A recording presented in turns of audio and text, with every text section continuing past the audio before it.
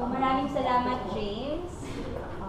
So ako po si Michelle, baka akalain na ako si Ma'am Hadsalla. So ako po si Michelle San Pascual. Ako yung piling kapartner ni Ma'am para sa hindi lang sa presentation nito as well as dun sa project na ginawa namin for almost magto 2 years na.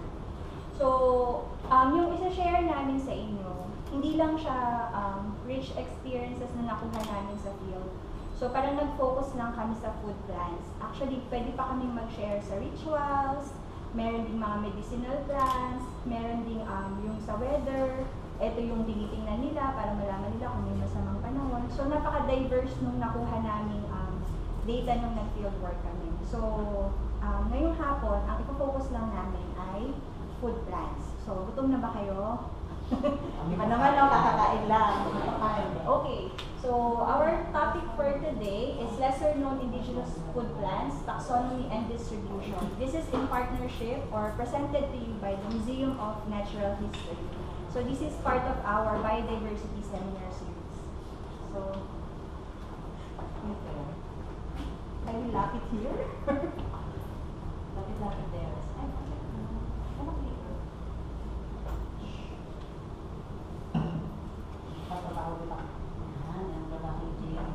So, paki-press na po yung next slide. Ayan. So, sa loob po ng kulang-kulang na 2 taon, nilibot po namin yung buong Pilipinas. Literal po to. So, simula sa pinaka-norte hanggang sa pinaka-dulo ng guys, tandaan nyo ha, Pilipinas po ito ha. Walang ibang may nagmamay-ari na. So, Philippines yan. So, sumila sa pinakamataas hanggang sa pinakadulong bahagi ng Pilipinas. So, kapag nalunod ka dun sa parting yun yung sa kulay blue na nakita nyo, ang labas nyo na nun, Taiwan.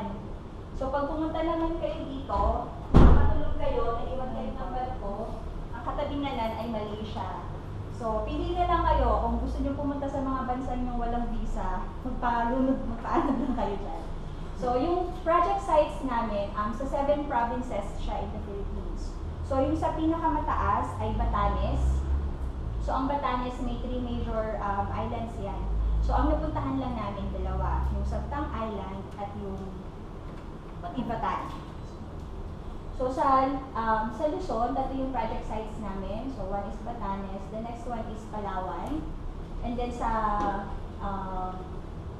eastern portion, andun pa yung Camarines Sur. So sa Visayas, may 2 kaming project sites. Isa sa Antique, sa may Panay Island, and then Capul Island, Northern Samar. So sa eastern portion siya. So, east and west. Punta naman tayo sa bandang Mindanao. 2 sites din to. Isa sa Tawi-Tawi at isa ay sa Davao Occidental. So, supposedly, may isa pa kami dyang project site sa may, kung saan may nag-martial law. Hindi po, saan po no? Dito sa may parting Palawan. So, yan, hindi namin siya naisama kasi nga, yung nagkaroon ng gulo, tapos nag-declare ng martial law. So, inalis namin siya for security reasons. So, instead of 8 sites, naging 7 sites na lang. So, naisip nyo na ba kung paano namin binunuyan sa kulang-kulang 2 taon, kung paano kami nagbiyahe sa mga lugar na yan. So, yung mga places na yan, hindi lang isang beses namin pinuntahan. So, meron kaming scoping, may data validation, and then meron din kaming yung actual data collection. Next slide po. So, may pagka-travelog to eh. Punta tayo sa Batanes. So, bukod sa pag-posting namin, so makikita niyo yung mga magagandang sites sa Batanes. So, usually, pag first time niyo sa isang area, tinutour talaga kayo ng mga project partners. So, yung sa pinaka left side, yan yung overview ng Basco Batanes. So, yan yung sa Ibatan. So, pag magbubuk kayo ng flight, Basco Batanes ang bagsak mo, yan yung makikita nyo. And then, pagpunta naman kayo ng Sabtang Island, so magsasakay kayo dun ng barko, mga 1 oras kayong pa-lutang-lutang, patalbog-talbog sa dagat.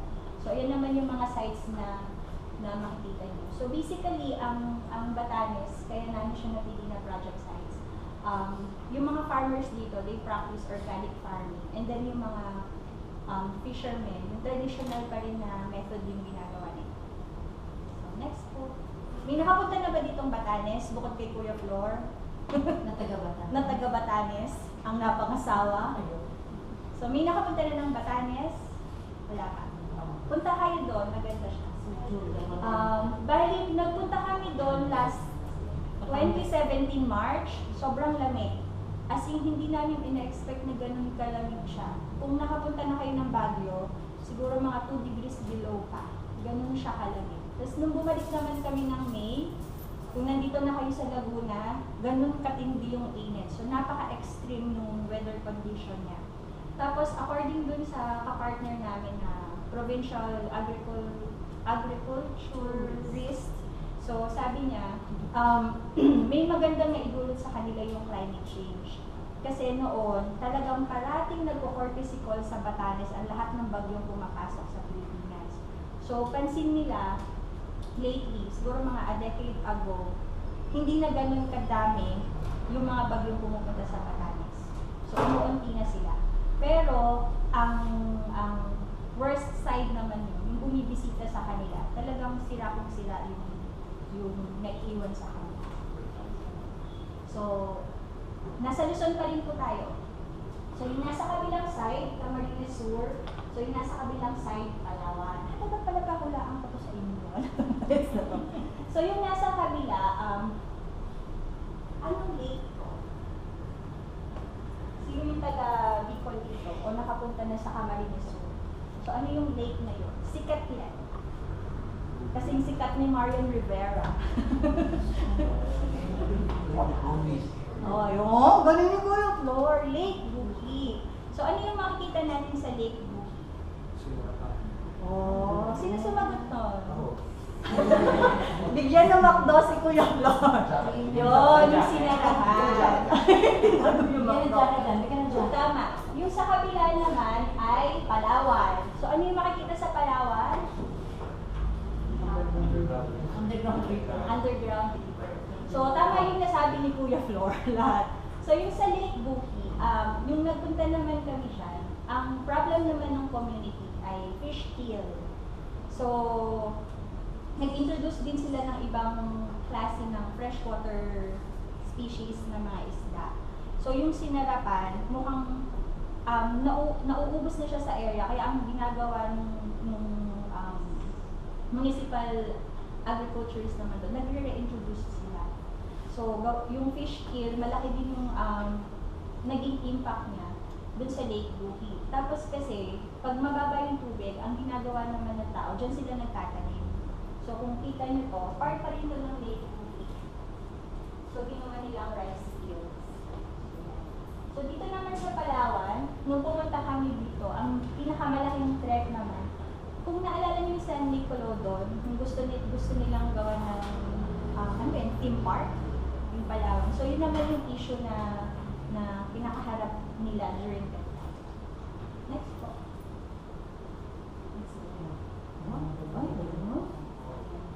Yan. O, alin po dyan yung antika, alin po dyan yung couple.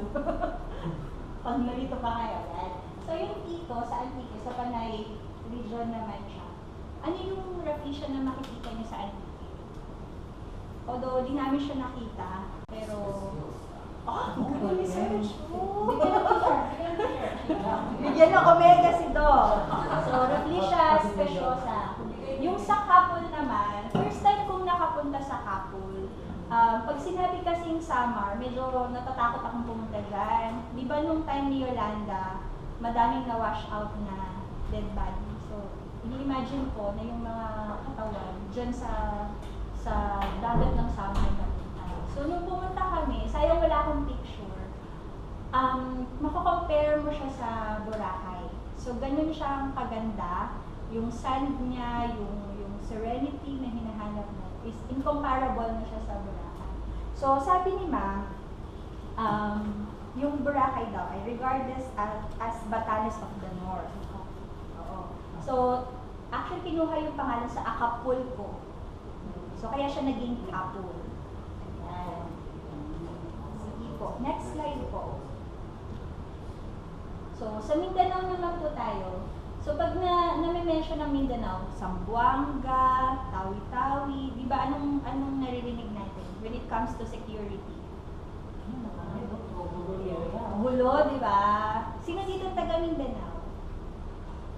Saan ka sa Mindanao? Davao. O, nagpunta kami sa Davao Occidental. O, sino pa? Parang yung iba, taga Pilipinas ba yung iba? Hindi nataas ng kamay kung saan sila. So, sa Davao. Di ba pag nagpunta kayo ng Mindanao, ang naiisip nyo ay yung security, yung peace and order. Pero actually, nung pumunta kami sa, bago ka kasi makapunta ng Tawi-Tawi, walang direct flight. So, Manila, Zamboanga, Tawi-Tawi. So, imagine nyo na lang, 2 days kami pa biyahe lang. So, alis kami dito ng 3, 4 a.m. So, dadating kami doon ng tanghali. Tapos, the following day, lipad na papuntang Tawi-Tawi ng 6 a.m. So, ganun siya. So, yung Tawi-Tawi, pansinin nyo, Tawi-Tawi, may napuntahan kami dyan, lakit-lakit. Yung airport, Sangga-Sangga. So, napansin namin, parang inuulit-ulit yung mga pangalan dito. Oo. So, sabi ko, hindi kaya Pilipino-Pilipino yung mga nandito. Mahilig mag-ulit, di ba? Di ba? Neneng, ganyan. So, yun. Yung sa Davao Occidental naman, okay naman siya. Tahimik naman. So, kung dun sa mga napuntahan namin, when it comes to yung fresh food, yung ang tawag dito, yung mga hipon, nandiyan namin talaga sa Tawi-Tawi na tikman. Tawi-Tawi tsaka Davao Occidental. So, ito naman din yung nakuha namin sa community. Sabi nila, kung ang Batanes, umunti ang bagyo, di ba ang Mindanao dati noon hindi binabagyo. Ngayon naman, sila naman daw yung nakaka-experience ng bagyo. Tama ba? Si Kuya from Mindanao? Hindi naman siya umuwi. Umuwi po wala sa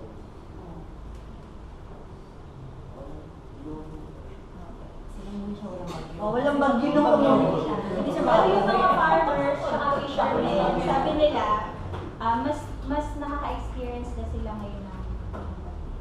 Tapos, kung kailan nila ina-expect na uulan, hindi umuulan. Tapos kung bigla namang uulan, kung ang patak noon ay yung gakarayom, ngayon ay gabenching ko na. So, lumalaki naman yung yung patak ng ulan. So, yun yung mga experiences nila when it comes to climate change. Sige po. So, ayan, tingnan nyo. Sa Cebu, Tawi-Tawi. So, yung Cebu, isa pa tong island, one of the islands sa Tawi-Tawi. So, yung kapartner namin, taga dito siya. So, in short, baluarte na to. Walang hahawak sa amin kasi lahat dyan kamag-anak niya. So, sige po. So, ayan. Siguro kung may masayang maikukwento tungkol sa Cebu, si Ma'am yun. Kasi talaga dito, pag hindi maganda yung alon, hindi ka makakapunta sa island na. Tapos kung duyan talaga kung duyan. So, yung sa aeroplano, iniipon nila yung doon, para, alam niyo na yun. Kasi talaga nagamit nila lahat dito. Next po. So, ayun, yung mga sites na yun, hindi namin mapupuntahan, hindi namin ma-interview yung mga farmers, yung mga fishermen, kung hindi dahil sa project na to. Entitled Documentation of Local Indigenous Knowledge on Climate Change Adaptation of Agri-Fisheries Communities. So, this is a DA-BAR funded project. Ang implementation period niya is January 27 and matatapos na kami next year, January 29. So, ayan po yung logos ng aming mga partners. So, we have DA-BAR. Dito sa UP, yung College of Agriculture and Food Science yung aming kapartner. And then, yung sa baba po, logos po yan ng mga state universities and municipalities na kapartner namin. So, hindi po kami makakapunta sa sites kung wala po itong mga 7 local partners namin.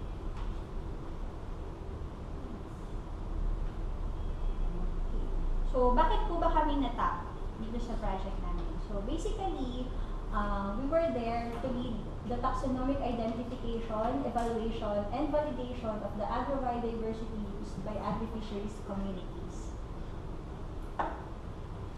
So, ano po yung methods na ginawa namin? Familiar po ba tayo sa focus group discussion? Key informant interviews, field visits, and data validation. So sa focus group discussion, ito, hindi sa lahat ng oras, ganito yung venue namin. So minsan, kung saan may available na lugar, pwedeng sa tabing kalsada yan, pwedeng sa tabing dagat, sa mismong farm, doon kami nagkakandak ng focus group discussion. So yung key informant interviews naman po, pumipili kami ng pinakabibo doon sa mga participants namin sa FGD. So pag nakita namin na, eto madami siyang alam tungkol dito, yan, inilalabas namin siya sa group. Tapos may separate interview kami sa kanya. Or pwedeng after nung FGD, saka namin sila ini-interview. So yung field visits naman po, during our first year, yung FGD, KII, at saka field visit, yan po yung kalimitan namin ginawa dun sa 7 sites. And then, after namin ma-process yung data, we conducted also data validation. So, balik ulit kami dun sa sites. So, lahat ng nakuha naming data, ibinalik namin sa community. So, pinavalidate namin sa kanila na tama po ba itong datos na nakuha namin, totoo po ba ito. So, from there, kaya namin nakuha yung mga pinapresent namin sa inyo. Okay. Yan. So, pag po tayo pumupunta sa isang lugar, kailangan mag-pay visit tayo. Kung hindi man dun sa kapartner natin, at least dun sa mga highest officials. So, dito, na-meet namin yung mga former students ni ma'am, na na sila, may position na din sila sa government. So, sa Tawi-Tawi, na-meet namin si Mayor Jim Welke. So, batang-bata pa siya. Siguro wala pa siyang 30s. So, ganun kabata yung mayor ng Tawi-Tawi. Tapos sa Batanes naman, na-meet din namin si Governor Marilu Caico. So, nung nagpakilala kami, nalaman niya na taga-Los Baños, sabi niya, ay, yung mga pinang-landscape po namin ditong bulaklak, galing po ng Los Baños. So, pag napunta kayo dun sa provincial government, yung mga nakatanim daw doon, galing pa daw dito sa atin. And then, sa Tawi-Tawi naman, parang satellite university ito ng MSU, so MSU Tawi-Tawi, na-meet natin si Chancellor Mary Joy Sari. So, napakabait nito. Grabe. So, kung kanina, pinakita namin kung paano namin ginawa yung sa field. So, kami ni Ma'am Annalee, lalo-lalo na si Ma'am Annalee. So, bago kami pumunta sa field, nag-check talaga siya ng mga species na pwedeng makita dun sa pupuntahan namin. So, ang gamit namin mga websites is yung Coast Digital Flora. So, yan. And then yung the plant lists. So, yung sa dalawang websites na yon, may pagka-database na din kasi siya. So, kinuha namin doon, tatype namin, Batanes. So, lahat ng species per family, lalabas na, eto, meron to sa Batanes. So, ililista lahat yun ni ma'am. So, kukopyahin niya yun, tapos i-compile na. Para pagdating namin sa field, iba-validate na lang namin, eto po ba, nakikita niyo dito, ano po bang gamit nito, ano po ginagawa nito. So, yun yung dalawang websites na kinuna namin ng information. Familiar, Coast Digital Flora, the plant lists. Sino nang nakapag-check ng mga websites na? Taas ang paa. Taas ang kamay. Isa pa lang. So, very useful. So, for the results, so let me call on Prof. Annalee Hadsall. Assistant for.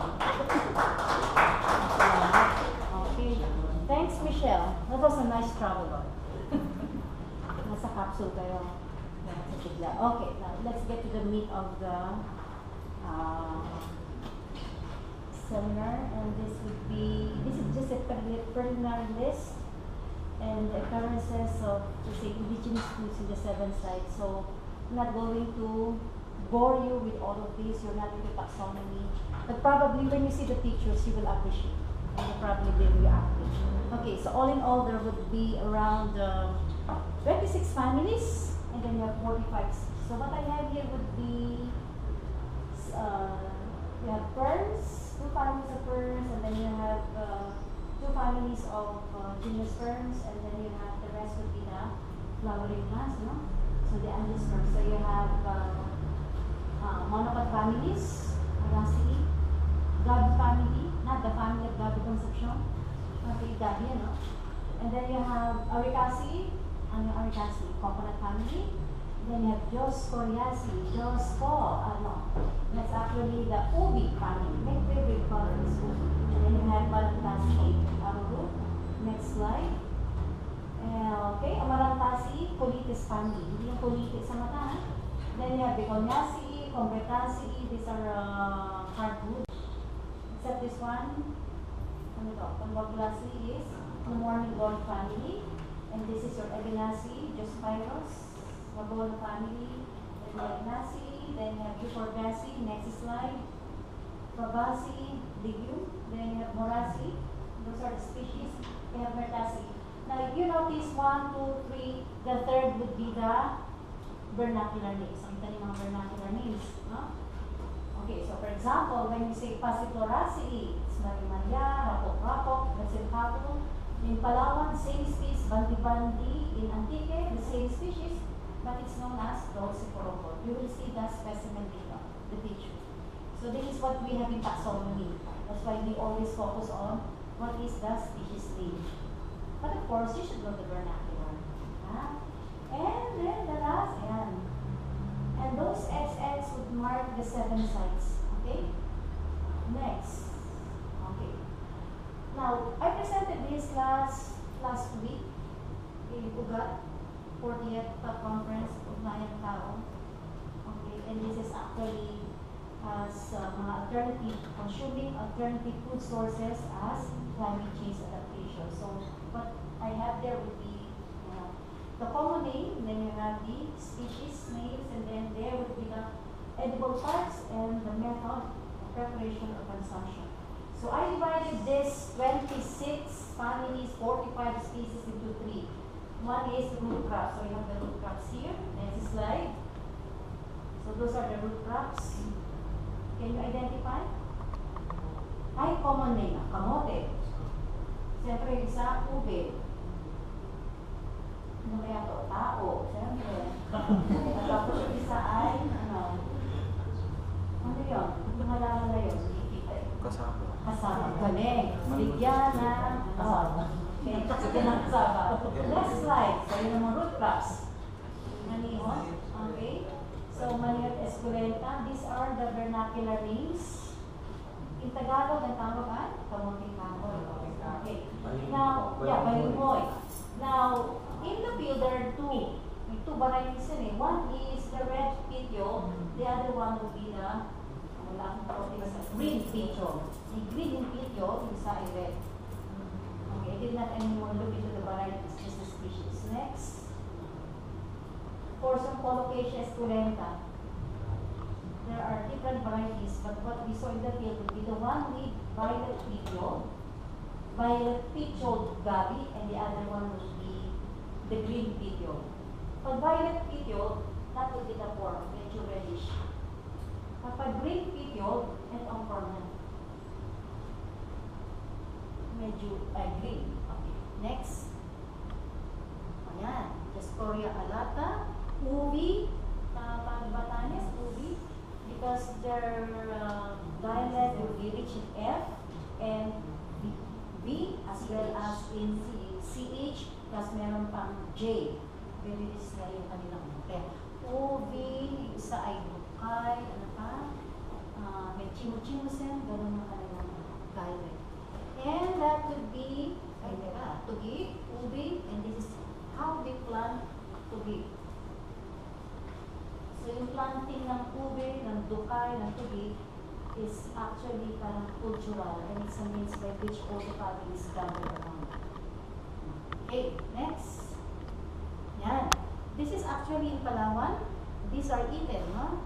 Ito yung kudet. Dioscorea lispida. They call it adok. in Capul Island. That's the name. And the other one is the Lima Lima, Diasporea pentaphylla, because if you count the number of leaves, 1, 2, 3, 4, 5, tinatawag na lang Lima Lima.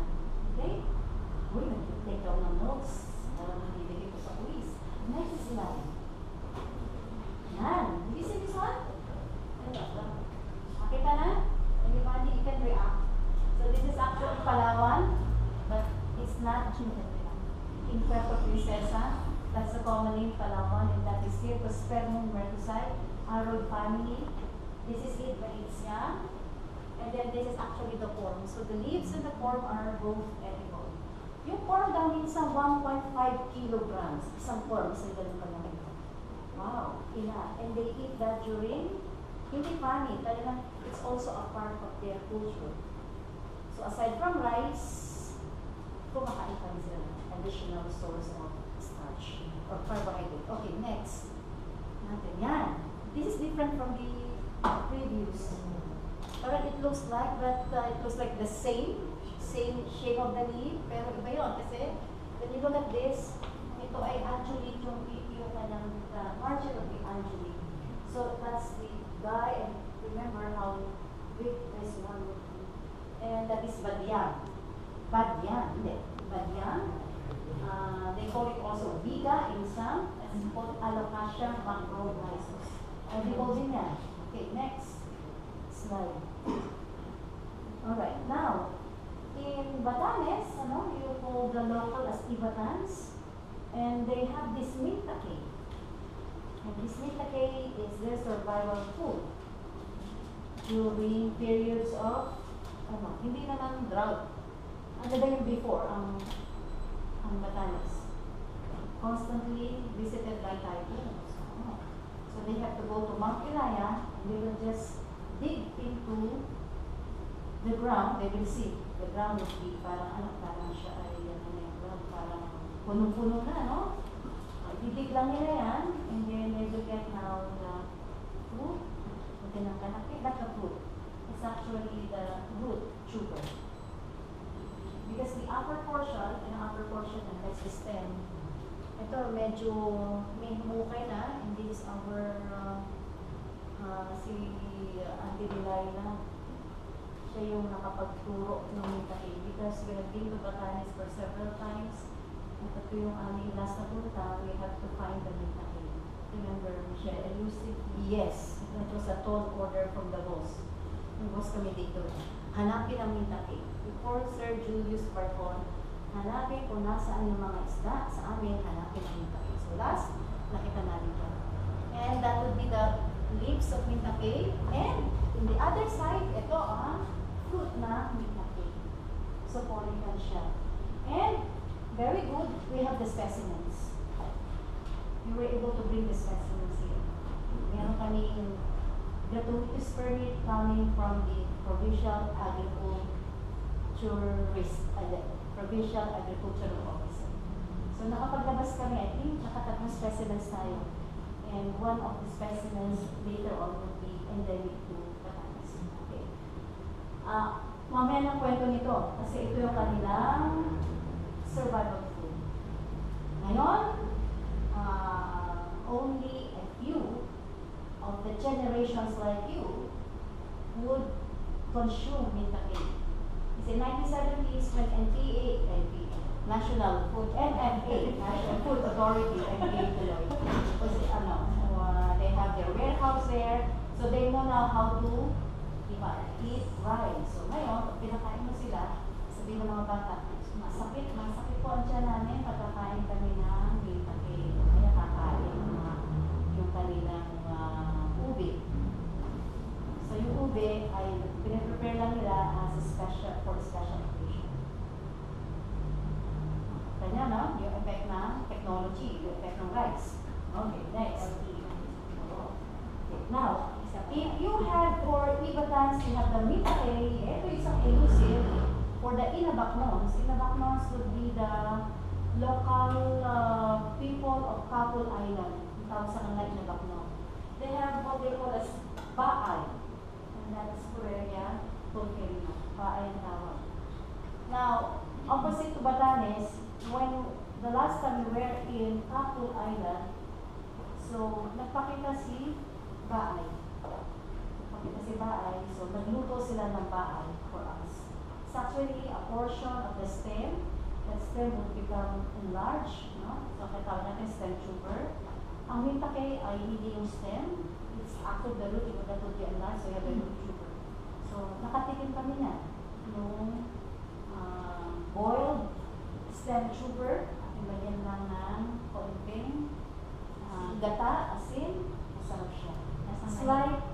It's like eating over-boiled kamote. Kaya lang, pag nasipsip mo na, what will be left will be that fibrous portion.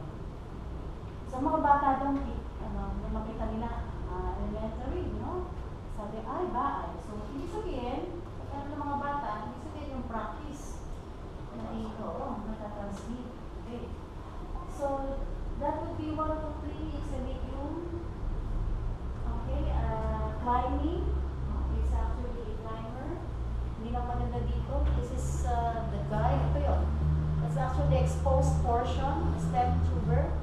Nasa ridge kasi siya, so nakita nila. So ito yung hinarvest namin. Okay, next.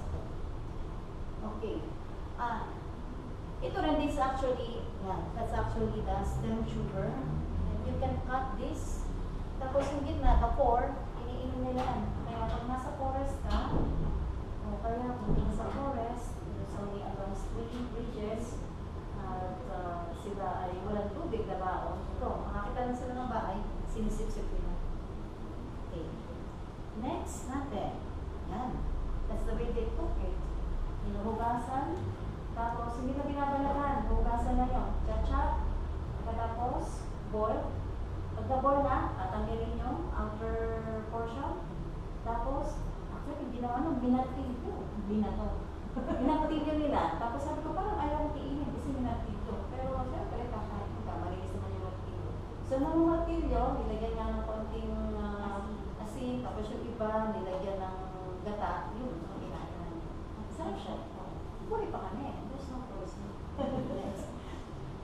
So, sa bahay. And then, so we have root tubers, and then I divided the other indigenous foods into edible greens. Edible greens. So these are the edible greens. This is just a few. Okay, the next slide will show you. Yeah, this is endemic to Batanes. Yan may begonia pennicis. Kasusuhan, pait, kapait. These are different local or vernacular names for begonia pennicis. Okay, the stem, sorry, not the stem. Yung pichon, ginagamit na pansigan. Sorry, pwede pansigan yung video. Yan ang ginagamit ng mga taga-Batanes. At hanggang ngayon. And there are plenty of these in the Japanese tunnel. Kasi yung Japanese tunnel. Okay, next slide. Ayan, tamidok. Diplasium esculentum. Ito to, tamidok. Ano ito? Hindi tamidok sa atin to. Pako. Ayan ang pako. Sa kanila, they have their vernacular name, tamidok.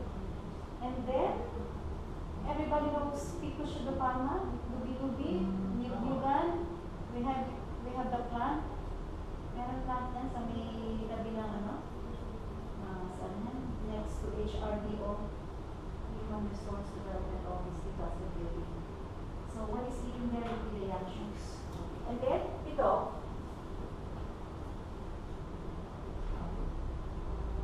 Without looking at the name, this is what? It's just a weed to you. Weed talaga ito. But they feed on the leaves. Leaves ang kinakain, not the flowers. Okay? And you have talbanas. Ang mga talbanas would be is one of the local or one of the IDs in Palawan. So kumakain. Sino sila kumakain ito? Hindi. Makakakita na. Common talaga yun. Okay, next. Common talaga yan. So yan. Kung sabi mo Uroy colitis, akala mo amaranthus. That's another name. That's another local name for a different species. Alternanda sesame. So kinakain nito yung young leaves. So may antike, kinakain nila ito. Okay. Nakakita na kayo nito. Andyan lang yan. are just simply weed species, but for some people, mga locals, they have found a way of using this mga weed species to us. But for them, it's a part of their, parang part of their diet. Sinasama din daw ito sa, ano yung favorite natin, bungo. Okay, next slide. Ayan. Look at that one. This is Ladustima eludet in Pilipatan. They call it Ray. It's a member of Orticaceae, stinging nettle family. And you see that, you see the arrow there? That's the famous Fundación Casita. Hindi kami dyan nag-check-in. Makapatayin kami the record. But in Fundación Casita, this one is very costly. Very costly ito. Mahal-mahal yan. The young shoot would be pickled. Yung pinipickled lang yung young shoot would taste good. Mahal daw yan, kami bumili. Hindi kami ano. Besides, mahirap. Okay, next slide. Ayan. And then the third, wild fruits and seeds. So 3 categories, root crops, then you have the forms and tubers, then you have the edible greens, and then the third would be the wild fruits and seeds. So, siyempre, ripe fruits and seeds, ang consumption most of the time, when they are ripe, siyempre, hindi pwedeng kainin except for one. One that you can eat raw, ito, sa bilog, Terminalia kadapa. See the seeds of Terminalia? Okay, the other name is, ano yung sa pangalan? Anybody? Talisay. Yung talisay. Yung young fruits ng talisay, kinakain nila, kahit green. Natanggalin nila yung husk, tapos kinukuha yung seed. Okay? Most of these would be present in botanics. And if we have what we call as junk food, these are free to them. Pwedeng kuhanin, and they have the term called chimo-chimosen. Kasabing chimo-chimosen, sa mga elite ng mga tao, parang pika-pika. No? So, junk food, sa kanila chimo-chimosen. This would be, I think, most of the young generation, except for those na ayaw ng witake, they feed on these fruits and seeds of these fruits. Okay? Next, a few picture. Sa Batanes ito, ang pinakain. Say, alunod. Okay, Eliabius triflora. Next. Okay, you see this? Ilan sa inyo ang kumain na nito noong kabataan nila? Taas yung mga kagenerasyon ko. Nakakir ako yan. Taas, Sir June. Iba pa yung petita? Ha? Iba pa yung petita? Iba yung petita. Petita is the other one. Yan yung mas mas wild, yung bulaklak ay purple. This is actually the young. Very young. Ito yung, when they mature, that would be orange. And then you have this net-like, something that encloses the fruit. Okay, this Pascual edibles. Okay, dulce corombot. Siguro yung term na dulce because this is sweet, and corombot will probably prepare, yes, we cover probably this one. Okay? And some places they call it Maria, rapo-rapo. Sarap yan. Nung bata ako, marami yan noon. Yung ang Muntinlupa ay parte pa ng lalawigan ng Rizal. Hindi siya Muntinlupa City, kundi Muntinlupa, Rizal. So, ibig sabihin, marami pa. Okay, next. Ayan, ito shawi. Pumecho pinata. Also, in Batanes, pinakain nila yan. They have to wait until this is red. Shawi. Okay, next. Galing naman nilang mag-take down ng notes.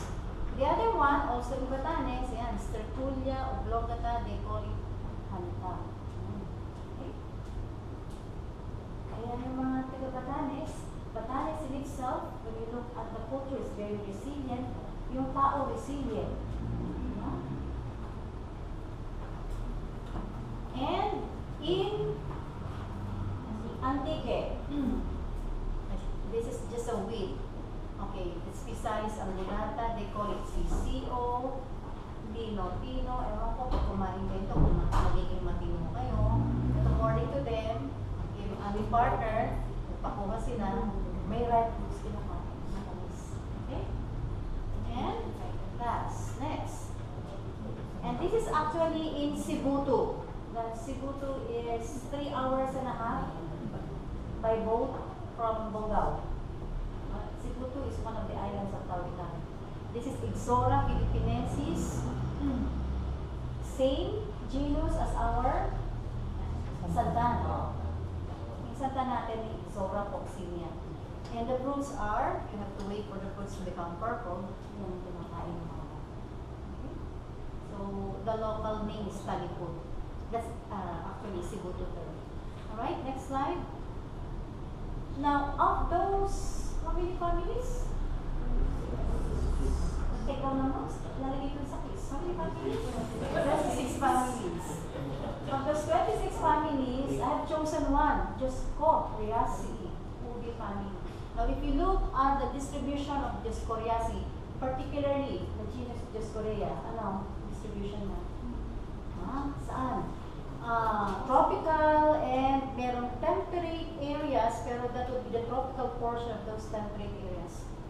And how many species globally?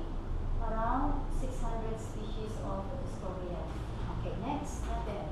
In the Philippines, 17 species, 10 varieties. Okay, and we have 1, 2, 3, 4. 4 endemic species. See, that's based on cosmological flora, which I accessed yesterday, 2018.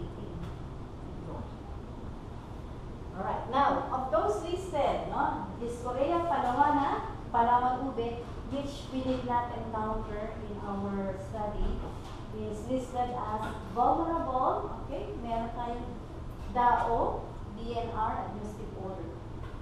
So, yan ay vulnerable. Nakalis na yan. So, ibig sabihin, yung collection probably, or is, siguro yung collection nito is somewhat, medyo pipigilan yung pag-collect nito kasi vulnerable na siya.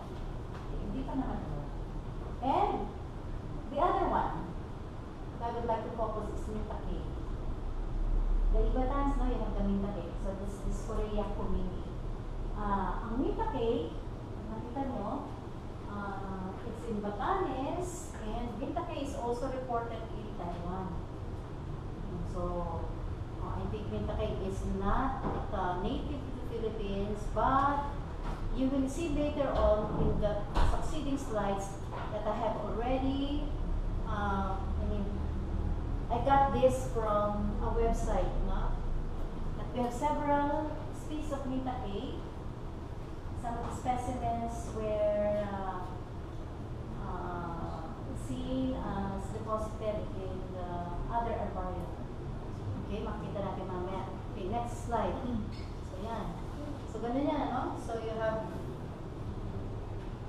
ito, Manila yun, no? But you have one. Mintake is in Batanes. The other one is also in Taiwan. Dati naman kasi magkalapit. So, sino kaya? Saan kaya ang origin ng Mintake? Sa Taiwan kaya o sa Pilipinas? Hindi ko pa masasagot yan. Yun ang susunod na project. Okay, next. Alright, now, when you talk of Dioscoriaceae, this is actually something that you should remember. Kasi there are, I think, eight groups, but only one group would have stems that would be twining to the left. The rest of the other groups will have stems that would twine to the right. Hindi po yan na, ito. This is actually the twining. And when you look at the dichotomous key, sa dichotomous key, separate agad yung stems twining to the right, and the other one would be, you have stems twining to the left. This is something that kami ni Michelle, ay, ganun pala siya, no? Kapag nakakita ng titingnan, right twining ba yung stem or left twining? Because this is a very important key character. Because when you look at the key to the species of Dioscorea, ang first character na separate would be whether the stems twining to the right and the other one would be the stems twining to the left. Okay, next natin. Yeah, balik ulit tayo sa Dioscorea community, no? This is Mintake. Next natin.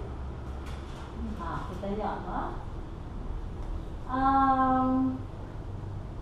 It's Dioscorea community.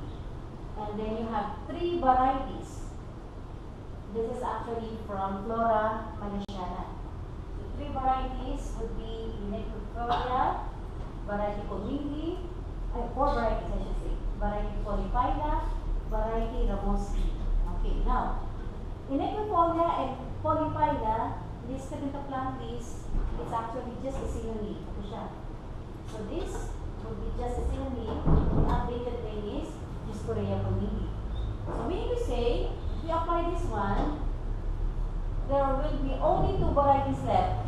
That would be Dioscorea Comingi, variety Comingi. The other one is Dioscorea Comingi, variety Ramosi.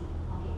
So the mintake, saan sa mintake? Would it be variety Comingi or would it be variety Ramosi? So what I did, next slide, is to check on cost digital flora and the other characteristics checked against the Flora Malaysiana in description of family Dioscoreaceae. So, babagsak siya na Dioscorea Comingi, variety Ramosi. Although, meron tayo sa Ramosi, no? Look at this. This is from a snapshot of Flora Malaysiana. Variety Ramosi has been obtained in both sexes because, kasi both sexes, the Dioscorea species would be dioecious. Meron siyang dioecious. So, merong male at saka female. Ang nakita natin, Dioscorea Comingi, is actually, we have the fruits, therefore, what we have seen is just the female. That's the female plant. No? Okay, and this is actually found in the slopes of Mount Piraya in the island of Bataan. So, ito yung aking naging basis. Plus, aside from that, would be, we measure the size of the capsule. 40 mm long. Malaki yung capsule. So, ito yun. Okay. And then, Kamigin Volcano din. And these are your collectors. Ramos, that will be the collection number, and then Elano. Okay, next slide. So, yan si Mintake, no? Ang characteristic ng Mintake, 7 to 9 yung leaflets. Nagbilang kami ni Mami Michelle. Ang problema lang dito kasi, the stem is spiny, kaya mahirap. So, ito, pinagbabato na namin, o kaya yung aming sanggay, meron siyang dalang picker, so nakakuha kami. Okay? And this is in another site. This is in Ibatan, one barangay, and this, we have to walk. Mahataw ito. No? And this is actually Mahataw. Okay. So, sa Mahataw, ito yung, those are the dried flowers because our partner, she went there one time, ano daw, masakit kasi maraming spine, so pinagpapatay niya. Too late, kung makita namin, we cannot recover. Okay? Next slide. Ito yung nasa may, this is not in Mahataw. See the spines. Those are the spines of that would be the stem. The stem has a tendency to become woody. So if we have a woody stem of a species that climbs, anong tawag natin sa habit na gano'n? Letter L. Nasa kalambayon. Yan, layanas, di ba? Okay, ayun yung dahon. Pa, okay, next. Okay, those are the fruits. And, you open the fruits, and these are the seeds. Ito yung wings, ito yung kanyang seed. No? Yan. Okay. Ayun, ang fruit. Ganyan, kadami. And this is another side. Malapit sa Japanese style. So you see, we're moving back and forth. Okay, so those are the fruits in your capsule. Okay, next slide. Okay, this, that's the website. Ito, this is actually Dioscorea Comingi. Brian Burkill, actually Burkill has the work on Dioscorea. Siya yung maraming works on Dioscorea.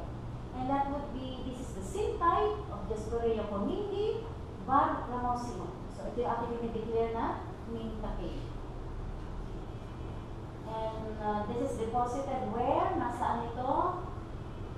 Hindi, wala ito sa Pilipinas. Ito ay nasa Q Herbarium. And you acknowledge. Kasi the moment na meron ganyan, naka-barcode na yan, hindi na yan sa akin, no? So this is just a seed type. Okay. Ang ibig sabihin ng seed type, there are several biological types. These are specimens. Pero pag seed type, ito yung mga biological types, but there was no declared holotype of those seed types. So seed type lang ito, wala yung holotype. Nag-collect, may collection si Edano, may collection si Ramos. Okay. Pero walang designated na holotype. So ito yung pwedeng sumunod na gawin. Is to, yes, lectotypify. Okay, ang lectotypify, you declare a holotype from those of the seed types. Okay, ang pipiliin dyan, yung earliest collection. Hindi yung late na collection. Bawa, may kinolect yung 1923, may nag-collect na 1924. Siyempre, ang i-declare mo dyan, according to the rules of botanical nomenclature, yung earliest collection. Okay? Alright, next. 1930, nakita niyo, no? Okay, nakita mo to, no? Just Korea Pomingi. Philippine plants din yan. Yan. Collected sa Rizal province. So, it was not only in Batanes. And probably this would have a different name. Not Mintake, because Mintake is a Ibagander. So, meron pala sa Rizal province. Again, nawala na sa atin, parang National Botanical Garden, national, yung sa New York, no? Pag may ganito na, wala na yan, oo. Okay. Baka diniposit na nila yan eh. Oo. Okay. Oo, medyo, hindi ko na makita yan eh. Okay, next slide. This is another, just Korea Pomingi din, no? Ito na, hirap, Pomingi yan.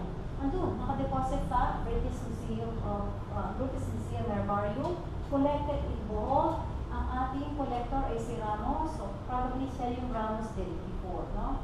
But this is collected in August, October 1922. So yung Mintake ngayon, ay marami pala. That's only very useful to the people of Batanes. Okay, next. Alright. And this is actually collected by Mike Price, 1970. The initial identification is Discorea. CF means it's similar to Elmerai. Sabi ni Crane and Burkill. And then later on, Prof. Pancho, determined by Prof. Pancho to be Discorea CF Elmerai. So pala may determine, okay. And then it was Crane and Burkill determined to be Discorea Pomingi. Ibig sabihin, meron pala niya sa Mount Makiling noong unang panahon. Pero ngayon, wala na. 1970. So again, 1, 2, 3, 4, 5, 6, 7. Leafless. Okay. Next. Ayan. Ito rin naman is Discorea Pomingi. Same species, but that would be collected in Taiwan. April 10, 2002. This one would have actually the inflorescence. And this is actually the name. The flowers. Okay. Next, natin. Next slide. Okay na, sir. Ito din, ha? Kailan to collection niya? 1993 naman to, yung sa 2002. Earlier collection. Okay, just Korea Pomingi also. That's actually, pero pag you look at the leaves, hindi lang, hindi masyadong. Could be the young leaves. Okay. So, and then this one, Discorea inequifolia. Kanina. In Discorea inequifolia, that's the isotype. And later on, it's not inequifolia. It was declared to be Discorea Pomingi. So medyo, ayan marami ka pang gagawin dyan. Okay? So you have to look at the herbarium specimens. And of course, this is our ubi, Discorea alata. Pinapakita ko lang sa inyo, collection from the Philippines. All of the Philippines, pero deposited in, ayan, kung mabasa. Natural museum. Okay. Alright, next. Thank you, Sir James. Ayan yan. Discorea Pomingi. This is Discorea Pomingi bar inequifolia. Okay, it's now a synonym. Discorea Pomingi bar inequifolia. It's now a synonym. Balik ulit tayo sa Discorea Pomingi. It's an edible variety. It's same. It's actually same species before identified as Discorea Pomingi. Nakikita yung pagpalit-palit ng pangalan na. So, see, systematic is not right. It's very dynamic. Palit ng pangalan. Para sa tao, may alias. Diba sa Facebook na may mga alias-alias kayo? Tapos palis naman yung mukha nila, no? So these are, eto. So that leaves us with Discorea Pomingi variety, ano yung isa? Variety, Ramosi, Korea Kumingi, variety, Kumingi. So, 2 varieties under Korea Kumingi. So, wala pang nagsasabi, nobody has nullified it. So, existing pa nila. And then, yan. Initial findings. Meron kami nakita dito. We check it against cost digital flora. Okay. Wala. Coraria pulcherrima is a new distribution record in Tapul Island. Same with Dioscorea bulbifera in Camsur, Dioscorea esculenta, and Dioscorea pentacarina. So, naman kami pwedeng declare ng mga new distribution records. Okay, next. And then, ang tanong, where do we go from here? Saan kayo pupunta pag wala na kayong makain rice? Yung tanong where do we go? Wala nang rice. How many would like to eat, consume rice at corn grits? Kunyari, ang rice ay 100 pesos isang kilo per butil. Per butil lang. Tapos yung corn grits ay 20 pesos per kilo. So, ano na kakainin nyo? Ako na? Bukbo! Okay, so where do you go from here? It's actually, when you talk of climate change, adaptation to climate change, all those species that we have there, we generated those data coming from the local people or the IDs. They have been consuming them, and we have to ask them if they plant them. No, like Mintakay. Mintakay, nasa forest lang. Baay, this is very good. People of Tapul, of Nabacons, when the sea would not give them fish, pupunta lang sila doon sa bundok at nagpapakita daw yung bahay. Ganun sabi nila. Basta bigla mo lang namin nakikita ang bahay. Nakikita yung cultural no? Oo. So, ibig sabihin, ano yun? It's part of their culture. At the same time, very resilient yung mga yun. This is species plus ano pa yung pwede natin sabihin. Hindi na tinatanim, alam na nilang kainin. So, pag nagkaroon ng pagtuyot at paggutom, patay tayo, buhay sila. These people who knows how to consume the resources found in nature. Then, ito mga conservation na ginagawa na nila, no? Local communities, they see them from wilderness, pinatanim na sa mga home gardens. Except in Mintakay, yung sinasabi namin sa Mintakay, tanim na nila. Ayaw nila itanim kasi sa kanila, tumutubo lang daw kahit Mount Piraya. Okay? So, the erosion of traditional knowledge, ano challenge? Sino sa inyo ang kumakain na mabolo? O ano yun? Sino kumakain ng chesa? Ano yun? Sino kumakain ng siniguelas? Mas lalong ano yun? So, sino kumakain ng iyat? Sugar iyat? Taas! Washington apple? Taas! Sa kamay?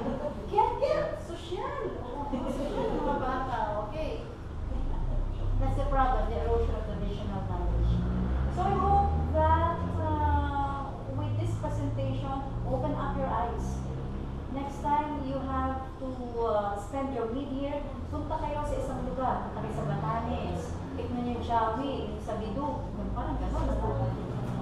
Okay, punta kayo sa provinces and find out what would be, you play with the people there and find out how they